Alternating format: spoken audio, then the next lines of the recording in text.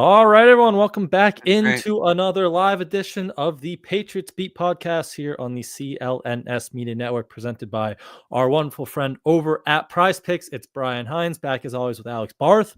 And Barth, welcome to the, official start of the NFL offseason, Yes. even though we've been talking about it since, Thanksgiving, Halloween, 2 weeks after Drake May took over. We've been talking about the offseason for a while, but it is officially here.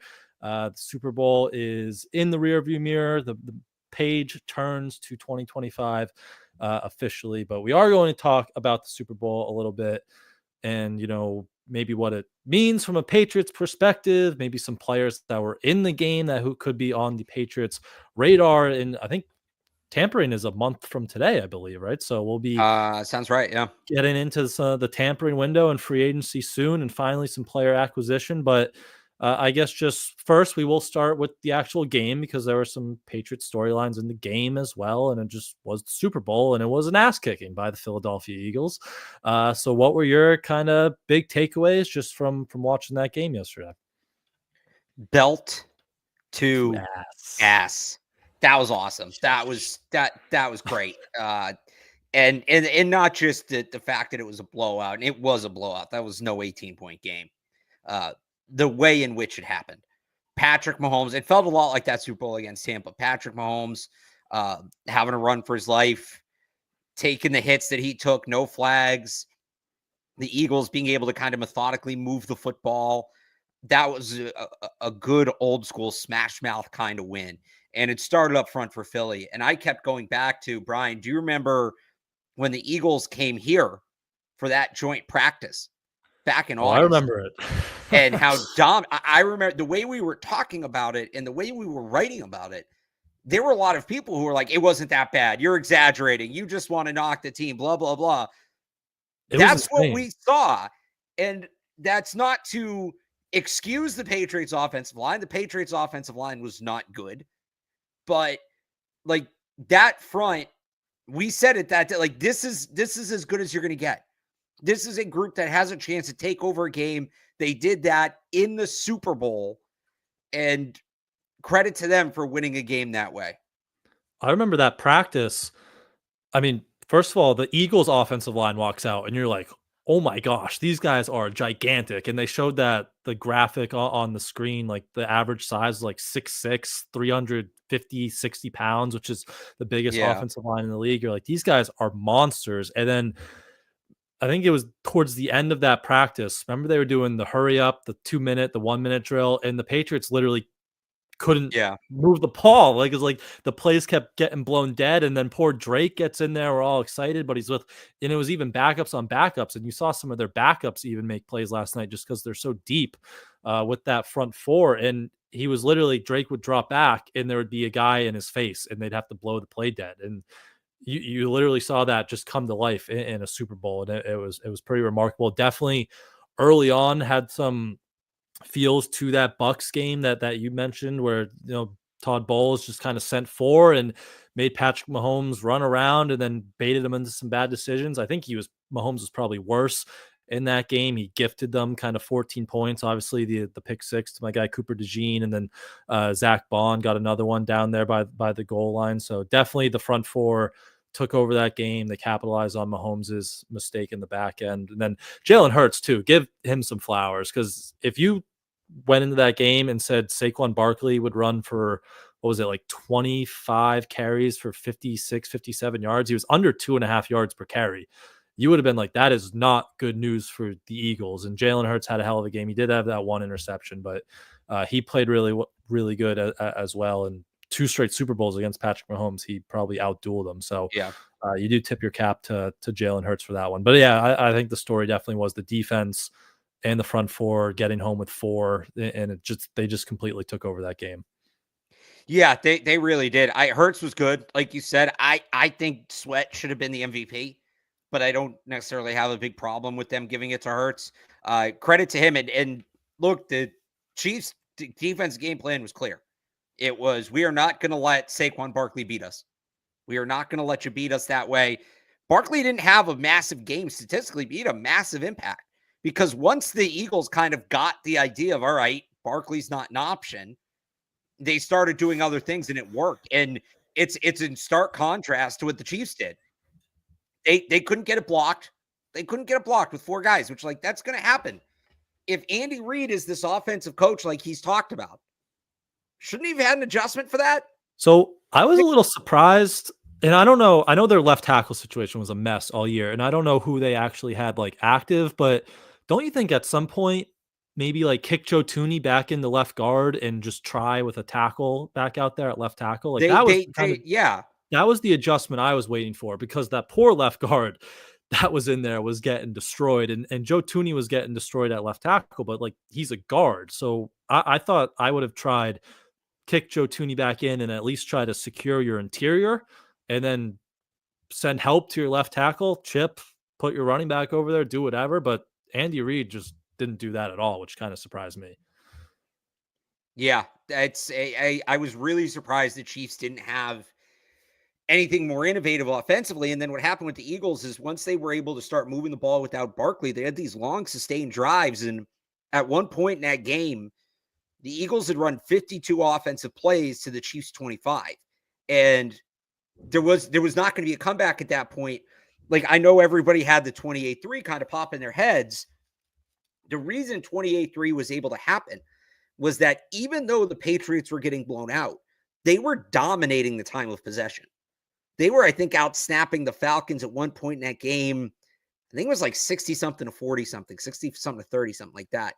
So by the time you got later in that game, even though the Patriots were down, that Falcons defense was gassed, and the Patriots were able to slowly chip away. The Eagles basically did that with a 17-point lead. It's not like the Chiefs were forcing the Eagles defense to do a ton. They weren't. They had, 38 yards at halftime? They had 38 yards at some point. I remember they kept putting that graphic up. That might have been before the 2-minute drill at the end. It wasn't much. They had their first play from scrimmage was an 11-yarder to Juju, and that was like their only first down until that last drive. Yeah. I think they got like 2 more first downs in one chunk play. So yeah, it wasn't more than 40 yards so at half. Their ability to find ways to sustain offense without their best offensive player was I feel really good today if I'm a Saints fan. I'll tell you that. I feel really good today if I'm a Saints fan about Kellen Moore because did you see, someone said he might hire Brandon Staley as his defensive coordinator. So maybe then I don't feel anymore. great. Now I'm petrified. But prior to learning that information, I mean, to be able to not just have a big offensive game, but when you think about sustained offense in any setting, it usually starts with the running back. To be able to sustain offense the way they did without Saquon Barkley being a massive part of it, that's great. That's a tremendous job by Philadelphia. Yeah, I thought Kellen Moore did a really good job with Jalen Hurts, because like Jalen Hurts played really well. I don't think he's a top 5 quarterback in the league. Like, he's not Patrick Mahomes especially, but you see what he's able to do, and Kellen Moore really got the best out of him. You said Josh Sweat would have been your MVP pick there. I think so. Yeah.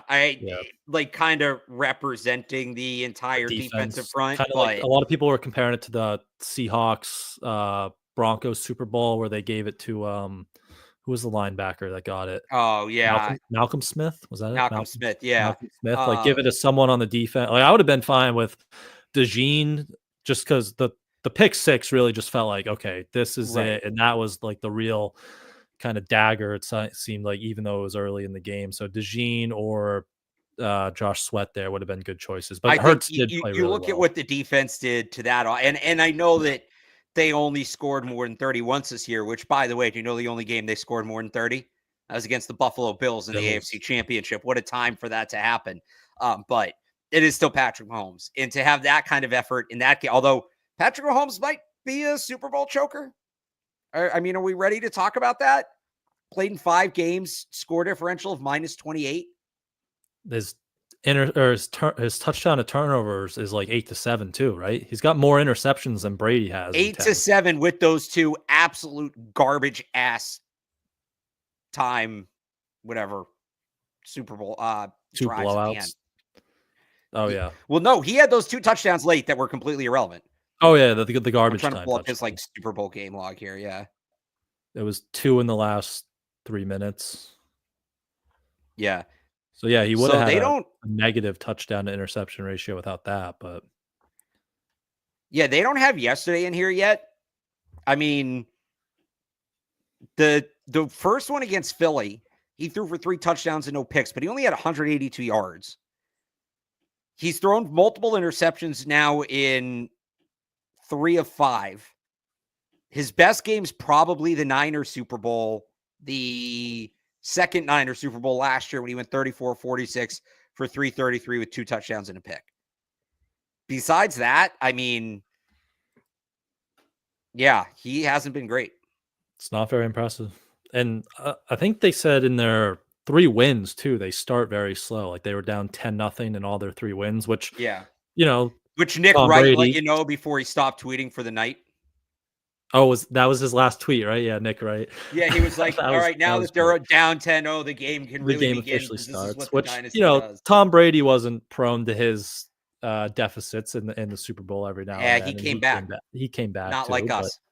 Yeah, true. So what do you think? Is that debate? I don't want to say it's over because I mean, their first 5 Super Bowls, they're both 3-2 here. So, and Patrick Mahomes has a long way to go. But where I know a lot of people were ready to crown Patrick Mahomes the GOAT, and the 3-peat is something obviously, it's so hard to do, and that Brady never did. But we needed to settle down going into this, and I think a lot of people are settling down and kind of taking that step back.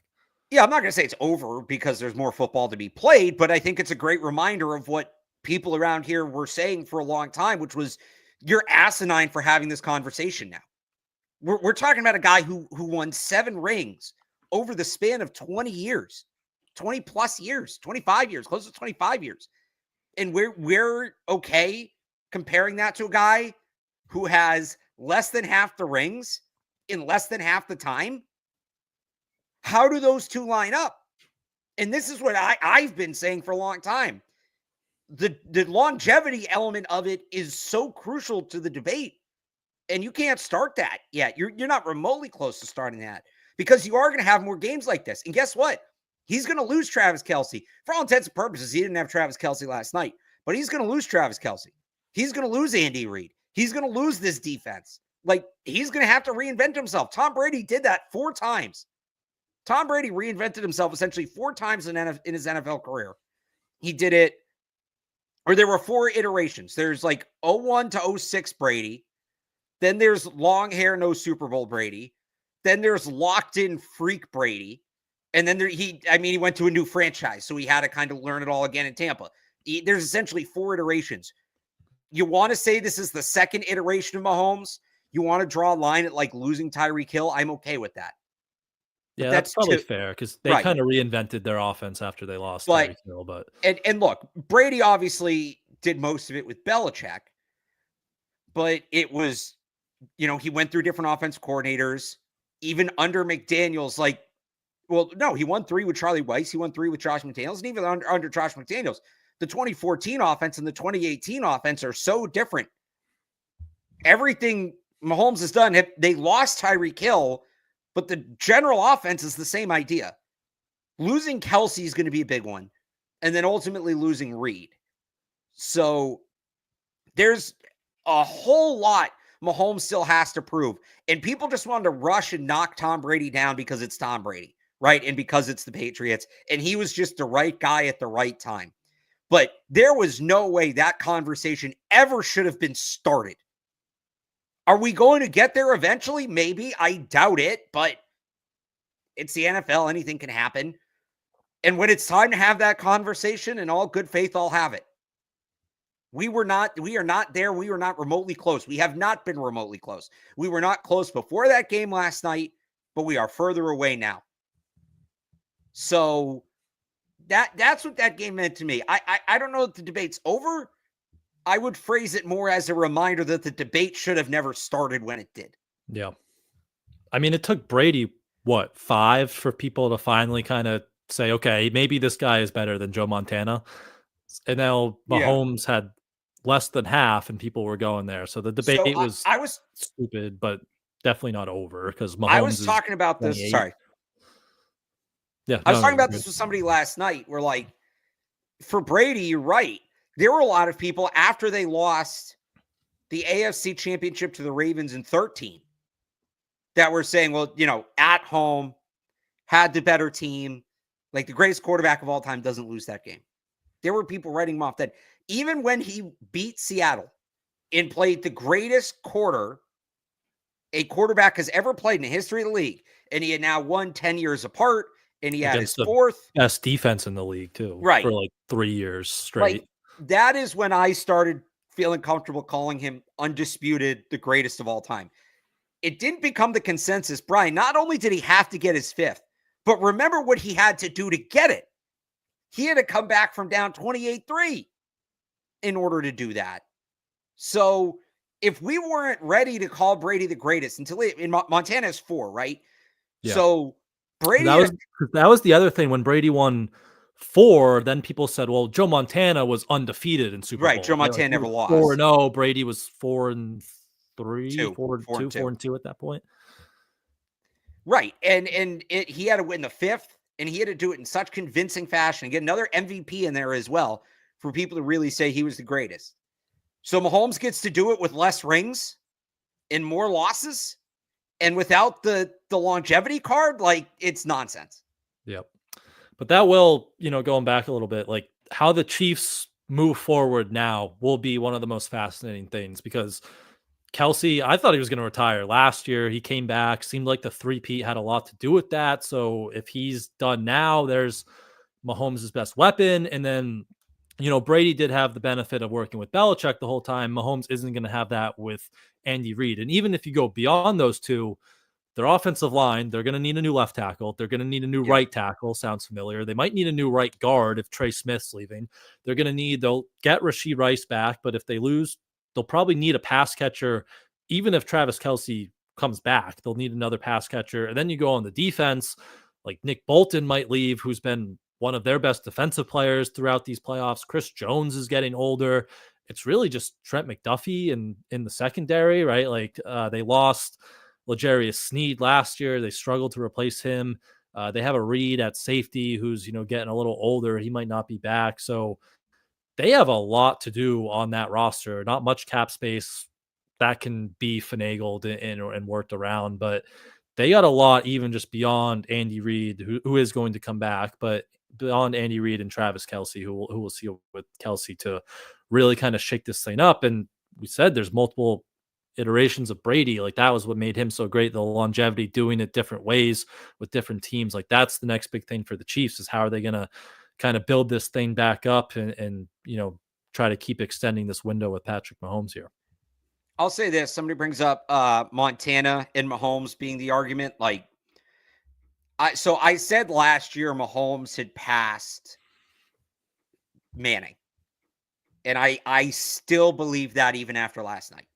Mahomes has passed Manning. This is the conversation here. Mahomes, Montana, who has the edge there? You could sway me either way on that one. I'd probably go Montana at this point, but going to what they went to 5-6, right? Yeah. 5-6, 3 wins in 5. You look at some of the individual records he's put up. I think that's pretty close. I think that's your clear top 3. I don't think Manning's in the top 3 anymore. I'll give Mahomes that. But I think he's in, when we're talking about, we do this all the time with these GOAT conversations, right? Well, if there's one debate that's Brady versus Mahomes, and there's another debate that's Brady versus Montana, and there's another debate that's Brady versus Manning, and there's another debate that's Brady versus Rodgers. Maybe it's just the guy who's in all the debates. Right. Nobody's debating, well, is Mahomes or Manning or Montana the greatest quarterback of all time? Like, if one guy is in all those conversations, that's the guy. So it's still clear to me at this point. I don't think we're close to having that conversation yet. Like you said, I think it's going to get worse for the Chiefs before it gets better. Yep. That'll definitely be interesting. But let's take a quick break. Let's talk about our friends over at PrizePicks. And we had our lineup for PrizePicks. We went 4 of 6, so decent. Not bad.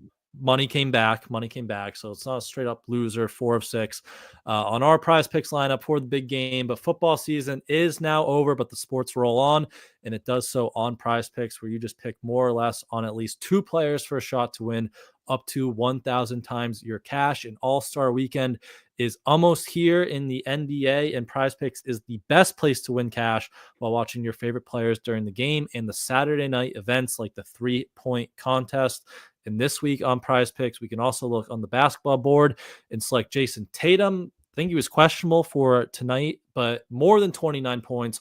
Or I do Luka Doncic. believe the latest update is he's playing. He is playing. Okay, so throw him in your prize picks lineup. Luka Doncic making his first Lakers appearance.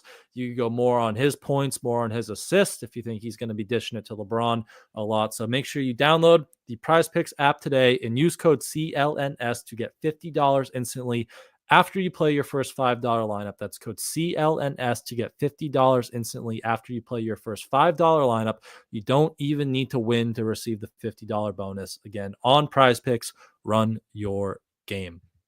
All right.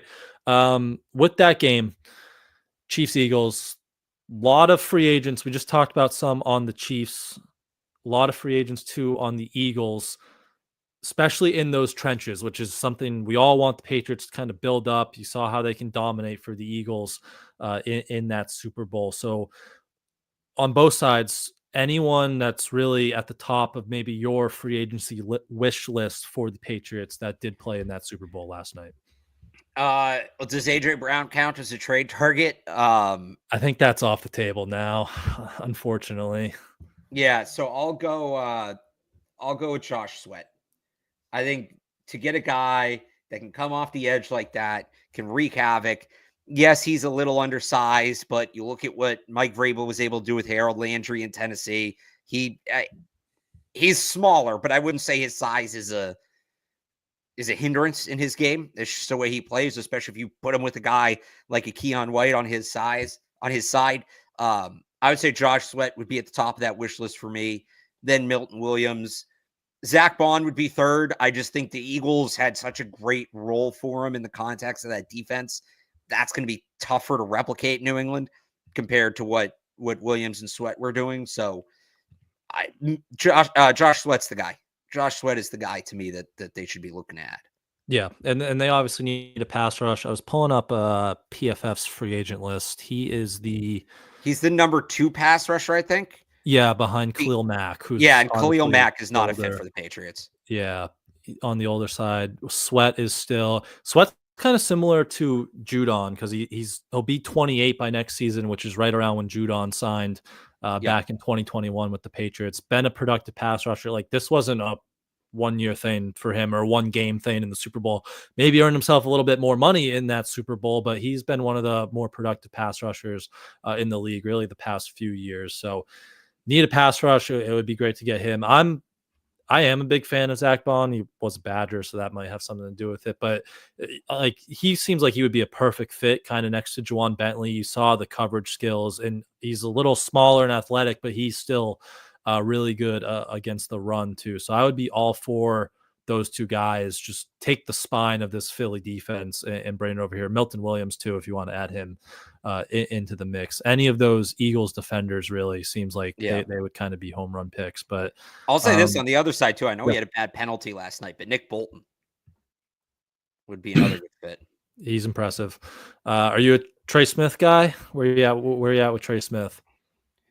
I mean, look, he's a good player. They need a left guard. I wouldn't say no, but he can't be your big splash free agency signing. He just can't. Like, you have too many other needs at premium positions that if they're only going to allocate X amount of dollars, need an edge rusher. You need a corner, need a safety, need a wide receiver. I just think it becomes a little tougher to justify. Now, you can get those guys and Trey Smith. They have the money to do it. But I wouldn't throw a ton of assets at him while leaving other positions unaddressed. Yeah. Especially with all the guards they have still, too. Like, ideally, one of those guys you feel confident about, you can go into next season with, whether it's Cole Strange or Layden Robinson, this new coaching staff feels good about. But you don't want to say no to a talent like Trey Smith because he is one Right. of the best guards in the league. So, and they have the money to pay him, even though his market will probably get pretty insane as the top offensive lineman available. But who else was available in that game? Receivers, it was really like DeAndre Hopkins, Hollywood Brown from the Chiefs side. I mean, Brown, like if you want a speedy kind of deep field stretcher, like that could be a potential good fit with Drake May. Hopkins, the connection with Vrabel. Also, if we're talking veteran wide receivers, we talked a little bit about Cooper Kupp. Debo Samuel is now in that same mix. He'll be looking for a trade. Any interest in either that trade market? I know, again, we talked about Kupp a little bit, or, maybe the DeAndre Hopkins, like one of those veteran routes in free agency. They need a guy who's going to be definitively at the top of the depth chart. They need a guy who's going to dictate coverage, and Kupp's not going to do that at this point in his career. Debo Samuel's been hurt a lot, and Josh McDaniels has struggled with scheme touch players.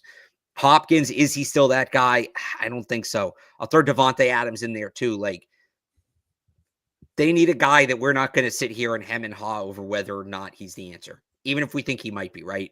We need a guy that comes in and we go, yep, top of the depth chart right away. Like, they need a clear answer. I don't know that any of those guys are clear answers. It's kind of like we were talking about before with the GOAT debate. If we have to ask whether or not he's going to be that guy, he's not the guy, right? It's got to be a guy that comes in and we know is the guy. What if that guy's not available? Like, what if Higgins? You make him available. You have a ton of draft assets. You let it be known, and I know like tampering, blah, blah, blah, but we know these teams have a way to get information out. You let it be known there's a fat contract waiting in New England. You have the draft capital. You make somebody available. Zach said DK. I think that's where you're probably going. Yep. Let it be known. I don't know who else is in that pre. I know we've talked about it a lot, but that pre agent, it's really DK, Chris Olave, who Drake May was playing ping pong with. That could be. I don't know if they want to trade down to 9, but I do wonder if there's maybe a package. And the concussion history is kind of scary with Chris Olave, but I wonder if there is a package, kind of like the Bears did, where they got DJ Moore. Like you move down to 9 and you get Chris Olave if the Saints are interested in doing that. Who else? Terry McLaurin. That's a tough one. Yeah, I would be surprised if he leaves. Drake London's a free agent already. Jeez. Oh, that's they're going to pick up his 50-year option. That's without the 50-year option. Garrett Wilson, it'd be tough to swing a trade with the Jets, but Garrett Wilson, Jameson Williams is a pre-agent with the 50-year option. I mean, if the team knows they're not going to re-sign the guy, they may be willing to trade him on the option because it makes him more valuable. Falcons can do the Titans and trade Drake London and then just find a way to draft Tet McMillan. Yeah, seriously. Pull the AJ Brown move there. I think that's pretty much it, but like you figure out a way. You let it be known. All right. I don't know if you can't do it, like if T Higgins resigns and there's no way DK Metcalf is getting available, like, if you can't do it, I don't think the answer is giving like Hollywood Brown or Amari Cooper a big contract. We saw how that worked for the Titans with Calvin Ridley. I'm not giving him like a huge contract, but if you get like old man here said Darius Slayton, like a 2-year deal for Darius Slayton, who I think is a good fit, like a good veteran in the room, like how much is DeAndre Hopkins going to cost you? Like 1 year, 10, 15 million, like to get a if he'll do it, but get veteran in the room and like a guy who can actually play on the outside. Like you just hope to kind of, if you miss on the big fish, I think you just kind of want to raise the floor of the room a little bit, and maybe a Darius Slayton does that. Chris Godwin is probably in the middle of those two tiers, like the tier below DK, but a tier above like a Darius Slayton in free agency, and you don't have to give up anything for Chris Godwin. So I would be down for Chris Godwin. Godwin is probably the basement where I'd say, because I think assuming he's healthy and you'd have to go through the medical, like I feel comfortable he can dictate coverage would be a number 1. So like he's probably the lowest level, I would say that. But like to your point about can you get Slayton for a year? Well, if he's one of the best wide receivers available and there's a team maybe a little closer that's kind of all in, Maybe they throw on a third or fourth year knowing, yeah, we're going to be rebuilding then anyway. It doesn't matter. It's what happened with Ridley last year. So if I'm the Patriots, like, yeah, you get the best receiver you can on a short-term deal and you try to go back to it next year, but they've got to get creative. We know they've been chasing this guy. They went after Ridley, right? They went after Ayuk. Like, they've been trying to pursue this guy. They tried to trade back up into the first round for a receiver last year. They've been aggressive in trying to get this player. So I don't doubt that will change, but you have to make it happen. How would you feel, hypothetical time, Yeah. they nail the trenches out of the park? Like, you feel really good about the trenches going into next year, and their wide receiver additions are Darius Slayton and Chris Godwin. So you get those two, kind of like a second and third tier wide receiver. So your wide receiver room, you have Chris Godwin on the outside. You have Darius Slayton on the outside. You have Chris Godwin, Pop Douglas, and then you see what happens with like Jalen Poole, Kayshon Boutte, Kendrick Bourne. You have those guys to round out your depth chart. I mean, it would obviously depend what kind of contracts you got those guys on, right? But you're going to hear me talking a lot about, the 2026 draft wide receivers, because I still don't think you have a coverage dictator in there, and you still need that guy, and you need somebody. The other thing about, like, sorry, my computer's being really glitchy. The other, like, you need somebody who's going to grow with Drake May. And I don't know that Chris Godwin's going to be that guy with his age, with his injury history. I know he's the same age as some other wide receivers I've talked about, but he's gotten hurt a lot the last couple of years. So it's a holdover. And that, you know what? It might be okay if they really nail the trenches. I've said this, you're not going to be able to get this whole thing fixed in one offseason. You're not going to be able to do it. So fine. But you're going to hear me talking a lot about Carnell Tate, a lot about Kendrick Law, a lot about Nick Anderson. Like, we're going to do that next year. It's going to be just like, and if it's the situation you described, there's not going to be a ton of debate. We're going to do with the wide receivers what we did with the quarterbacks 2 years ago. Because if they have their edge rusher, if they have their tackle, now it's like, you should leave the draft with the best wide receiver. You should be able to move up. You should be able to, pay whatever, or whoever's in free agency. Like, you should be able to get that guy. Yep. I think I'm just where I'm kind of at is like, ideally you have the money and the draft capital to invest in wide receiver, like get a top wide receiver and significantly improve the offensive and defensive lines. But I'm just like, if there is a situation where T Higgins resigns and the trade market isn't what you expect, like, I would rather really nail the trenches and just kind of raise the floor a little bit in that wide receiver room, because I do think most of the time that wide receiver is the cherry on top to some of these teams, like AJ Brown going to the Eagles. Like, that was kind of the last move to put them over. So I think that's just, again, ideally you get both of these because you have everything you need to get both of these if you can. But I think where I'm at, it's just really take care of the offensive and defensive line. And then if you can raise the floor a little bit in that wide receiver room with like a Darius Slayton and a Chris Godwin, that seems like it would be a really good duo. Or you get a guy on day 2 with those 3, draft picks. I think that would kind of be a good way to go about that. Yeah, I'm with you. If they have to prioritize one, it's the trenches over receivers. Yep. Is that what you did in your I saw you released a mock draft over there on 985thesportshub.com. Trenches. I didn't. So some of it too was like assuming certain things about free agency in the offseason. And I did have them making a notable addition in the veteran market. But I don't know how people read mock drafts. Like, do people just scroll through, see the names, and go from there? Do they read the player descriptions? Do they read the lead-in? That's exactly what they do. They scroll through and they say, okay, this guy first, this guy second, this guy third. Right. So I didn't take a wide receiver until the 5th round. And I tried to put as many disclaimers in as I could, like, and I have them adding a veteran. Don't forget they're adding a veteran. This is on top of a veteran, like on and on and on. But nobody's been too mad at me about it. So I think people did read. Shout out to the readers who I haven't had one person where I've been like, you didn't read the description. Like, everybody read it. So shout out to you guys for making that work. This was honestly, I would say, and we'll do our mock draft either Wednesday or Thursday this week. We'll do our first one. This one specifically, I think, I started doing Patriots mocks, like actually doing them for work and not just goofing around in 2018. So 18, 19, 20, 21, 22, 23, 24. So 8 years, 3 or 4 a year. Like that's not, 20 something. This is the hardest one I've done. And that's because this offseason can go in so many different directions. They need Like everything. last year, you knew depending on what happens in free agency with their own free agents, external free, like it's a quarterback. We knew that. You go back a couple years ago, you kind of had an idea of what the roster looked like. And you also kind of what the class was helped. This is a wide open class for a team with a wide open roster. Not to mention, too, like there's the Christian Barmore of it all with his medical situation. It's a new coaching staff. Like there's so many unknowns you have to fill in.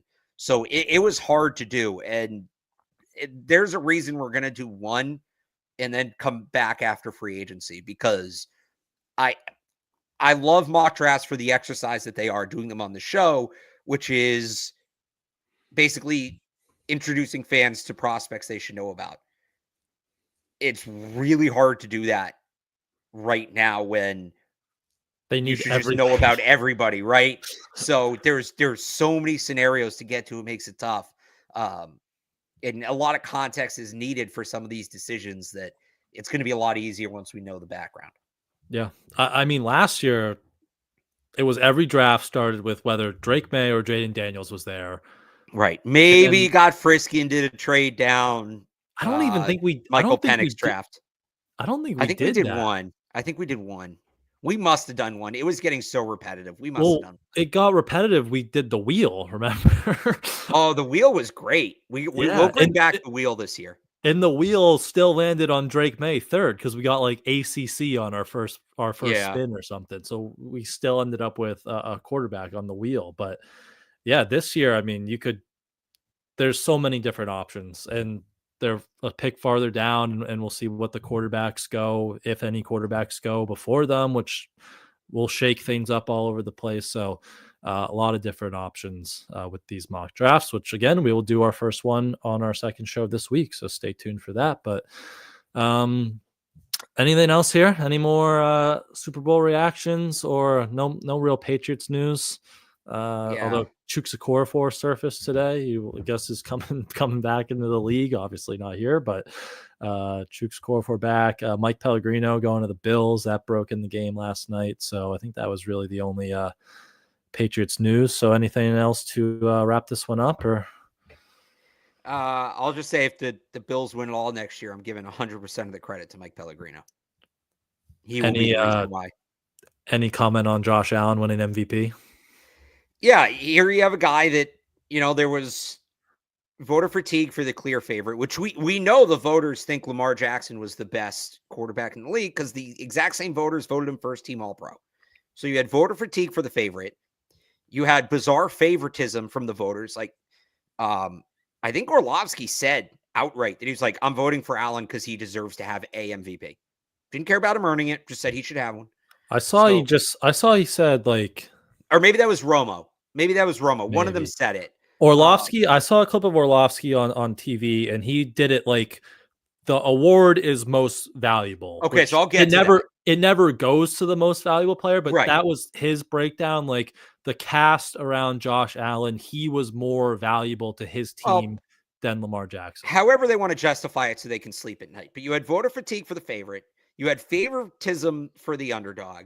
You had a player whose team came up short of expectations. It's the 2023 Joel Embiid MVP all over again. They were done with Jokic. They didn't want to give him 3 in a row because of what that would mean. And everybody felt bad Embiid didn't have one, even though he really didn't earn it. And so they just gave it to him because when my guy has to, like, I need to feed. It shouldn't be talking heads voting on this. Writers, fine. It should not be talking heads because the talking heads want something to prop up their agenda. So all the Josh Allen people who are sick of getting told the truth about how Josh Allen isn't as good as they think he is, voted for him. So now they can point and say Josh Allen's the MVP, even though they're the ones that gave him the MVP. It's the guy in the hot dog costume. We're all trying to find the guy who did this. And they justified it by saying, well, he was the most valuable player. I've said for years, if the MVP is the most valuable player, you should give it to the player for the most value. I made the case. Granted, I was like some dumb kid in high school. Was it 2011, 2012, the year that Peyton Manning missed with the neck injury in the Colts with nearly the exact same roster, went from being like a Super Bowl contender to winning one game? I was going around making the case that Peyton Manning should win the MVP that year because it was clear that he was the most valuable player in the league. So if we're going to award the MVP based on value, by all means, have at it. If this is what we're going to do, this is what we're going to do. You can't go back next year because suddenly it doesn't help Joshy Poo to make that argument. Like, if this is how we're doing it, then this is how we need to do it. Hell of a time to start. And also, where's the MVP votes for Penei Sewell? Where's the MVP votes? He got like a fourth place offensive player of the year. Him and Joe Thuney. You're telling me Penei Sewell isn't one of the 5 most valuable players to his team in the NFL? Joe Thuney's another great one. Why didn't we hear about Joe Thuney? Why didn't we hear about Patrick Surtain? If it's truly the most valuable player, then it is most certainly not a quarterback award anymore. That doesn't mean quarterbacks can't win it, but it needs to stop going to quarterbacks every year if it's most valuable and not best. So we'll see. Like I said, if we want to really make the most valuable player award for the most valuable player in the league, not the best player, the player is the most value to his team, I have no problem doing that. Let's see some consistency next year then, though. That's all I'm asking for. Or maybe everybody was just being babies about Josh Allen not being able to win a Super Bowl and wanted to make sure that their favorite little boy felt good. But I'll give them the benefit of the doubt. I see a lot of people in the chat said like CMC should have won it last year. He probably was the most valuable player to his team last year. Yeah, we didn't do it this way last year. Carried that Niners team, but I mean, Josh Allen had an amazing year. I like him and Lamar had amazing years, and I think they both deserved it. I really didn't care who got it because I think they both absolutely deserved it. So, was there maybe some fatigue and they gave it to Josh? Sure, but I think they both had really awesome years and they were both deserving of the MVP. So I don't feel too strongly about it one way or the other. But when you have voters saying that they voted for Allen because of fatigue, there's something wrong that's with tough. They shouldn't. Well, it's Romo though. What do you expect from him these days? Well, then he shouldn't have a vote. You're right. What do you expect from him? I think they should absolutely look over the who has access to voting and things like that. But there were some interesting votes going over those ballots. Also, while we're on this, because we've been on since, that wasn't even the most egregious thing that happened Thursday night. Apparently, being the best at your position in the history of the sport is not worth getting into the Hall of Fame, which is asinine. Like, what the hell are we doing? And I knew they were going to get it wrong. And I said it on the last show, and I was still pissed because not only did they not put him in, they can select, the Modern Era Committee can select up to 5 inductees, up to 5. They picked 3. Sharp got in off the Seniors Committee, so that's separate. They left 2 spots blank. They left Vinatieri on the bench. They left Luke Kuechly on the bench. They left Torrey Holt on the bench. Terrell Suggs, Steve Smith. Apparently, not putting somebody in is more deserving than putting any of those guys in, which is ridiculous. Will Vinatieri get in eventually? Yes. But there's something about being a first ballot Hall of Famer, even within the Hall of Fame, you can separate. It's the same as the jackass that didn't vote Ichiro, so he wasn't in unanimously, right? Adam Vinatieri should have been a first ballot Hall of Famer. He is the greatest player in the history of the sport at his position. He is part of multiple of the greatest moments in the history of the sport. He is the league's all-time leading scorer. He should have been in on the first ballot. It is shameful that he did not get in. I had hoped that Rodney Harrison, no longer being the biggest snub in Hall of Fame history, would be something I could celebrate. Instead, they somehow lapped him. And it's really, really a bad look for that committee. Yeah, it was.